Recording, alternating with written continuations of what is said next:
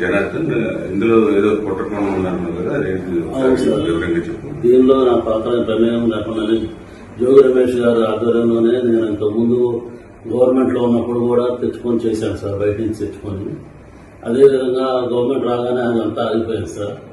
మళ్ళీ మొన్న TDP government రాగానే అవన్నీ ఆగిపోయింది సార్.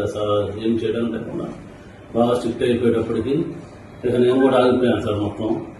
ఆ తర్వాత మన ఏప్రిల్లో 2025 ఆ టైంలో మళ్ళీ జోగి రమేష్ గారిని కాంటాక్ట్ చేసి మాట్లాడదామంటే నేను వాళ్ళ తమ్ముడు ద్వారా మాట్లాడాను సార్. టీడీపీ గవర్నమెంట్ మీద ఏదో రకంగా మనం బురద చల్లాలి, వాళ్ళకి యాడ్ చేయాలి, మనకి అప్పుడు మైలేజ్ ఎక్కువ ఉంటుంది అని నువ్వు ఇంతకుముందు చేసేవాడు కదా, చేశారు కదా, వాళ్ళందరినీ మళ్ళీ పిలిచి లైన్లో పెట్టాను సార్.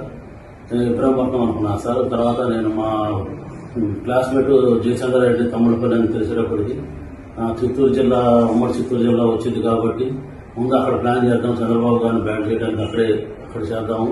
ఇప్పుడు నేను అక్కడ వైన్ షాప్లో వాళ్ళకి వచ్చినాయి, వాళ్ళు చేసుకోలేకపోతే నేను తీసుకుంటున్నానని చెప్పి జోగి రమేష్ గారు చెప్పాను సార్. అయితే అక్కడే ప్లాన్ చేయాలని చెప్పారు. నేను అక్కడ లోపల అతను ఉన్న సిఫారసు సిద్ధాన్ని అతను పట్టుకొని అవన్నీ రూమ్ అద్దెకి తీసుకొని వేరే వాళ్ళ పేరు మీద అక్కడ సెటప్ అంతా చేశాను సార్. చేసిన తర్వాత ఎవరైతే ఉన్నారో వాళ్ళకి తెప్పించి ఇవన్నీ రెడీ చేయించు, మందు తయారు చేయడానికి కావాల్సిన స్పిరిట్, లేబుల్, క్యాప్లు అన్నీ, దాన్ని కలిపేదానికి కావాల్సిన కెమికల్స్ అన్నీ తెప్పించి బాలాజీ ద్వారా చేశాను సార్. అది ఎప్పటికప్పుడు 1 నెల 2 నెలల్లో ఇది ఇలా అంతా రెడీ చేసి పెట్టండి. రెడీ చేసి ఎప్పుడైతే పెడతారో అప్పుడు మొత్తం ఎక్కువగా ఉన్నప్పుడు మీరు ఎవరు లేని సమయం చూసి దాన్ని గవర్నమెంట్ మీద బుజ్జాగా నీకేం కాదు, నీకు ఏమైనా ఇబ్బంది అని నేను చూసుకుంటాము. నేను బాగా ఆర్థిక ఇబ్బందుల్లో ఉన్నానండి.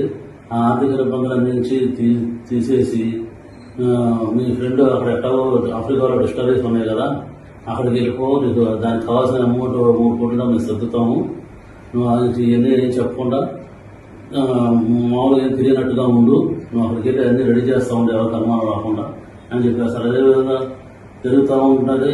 ఏ నెల అక్కడ కుర్రోడు కూడా వెళ్ళిపోతానంటే నేను గట్టిగా అడిగాను సార్, ఇబ్బంది జరుగుతుంది అని అడిగితే మొన్న సెప్టెంబర్ 20వ తారీఖు తర్వాత ప్లాన్ చేద్దాం, నువ్వు మీ ఫ్రెండ్ ఎక్కడున్నాడో కనుక్కో అంటే నేను కనుక్కుంటే ఆఫ్రికాలో ఉన్నానని చెప్పాడు సార్.